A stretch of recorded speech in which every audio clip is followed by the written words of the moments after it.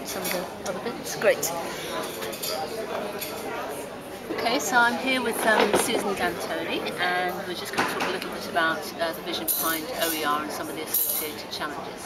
So Susan, do you want to say for the video your name and where you're located? My name is Susan D'Antoni, and I'm working for Athabasca University, responsible for the International Open Educational Resources Initiatives. And you were formerly, of course, at UNESCO. Yes, I was in the International Institute for Educational Planning, and after that in the Education Division of UNESCO, both of them working on open educational resources as a project and as an awareness-raising initiative. Great, thank you. So I wanted to ask you first off, what opportunities do you think open educational resources offer education? I think open educational resources are actually best described as open learning resources. I think that by increasing access to such resources, we're actually increasing access to knowledge for more people.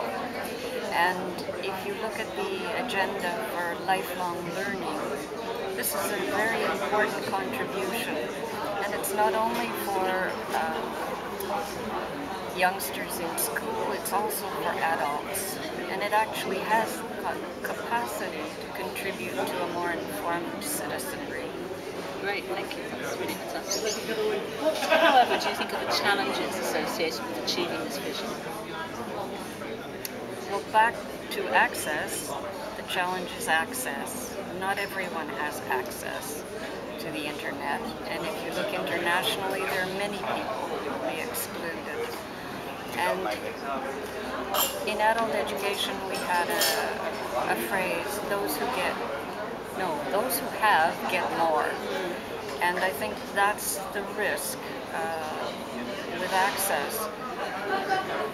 A second challenge is digital literacy and the fact that people neither have perhaps adequate skills to find, use, assess,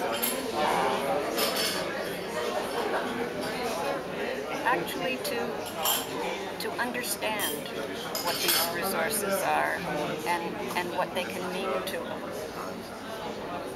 And I guess I would say a final challenge is at the institutional level, that the academic institutional culture doesn't embrace the development of open resources in its reward structures, in its policies, in its procedures. And until that happens, it makes it very difficult to progress. I agree. There's a very good insightful point. As you know, with the Open Project, we're trying to concentrate on the practices around OER, with the notion that if we can better understand those, that will lead to improvements in quality and innovation around OER.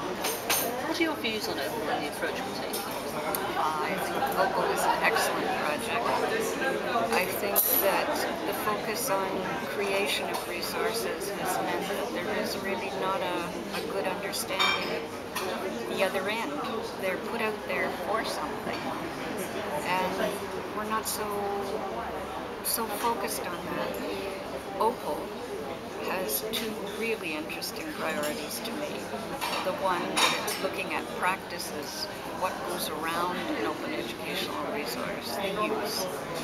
And secondly, that it looks at the whole process from higher education to adult education, and therefore touches on the lifelong learning agenda that is so important. Great, thank you. And Claudia said something similar about the lifelong learning agenda, so I think that's really important. Are there any other reflections you'd like to make? I think we're living in very interesting times, to be trite, and I think that we're just at the beginning of understanding what open is going to mean to us. And opening education can only be a good thing in the end because it reaches more people who need more information, more knowledge to live in our highly complex and evolving societies. Thank you very much, Susan, for your insight. Thanks very much.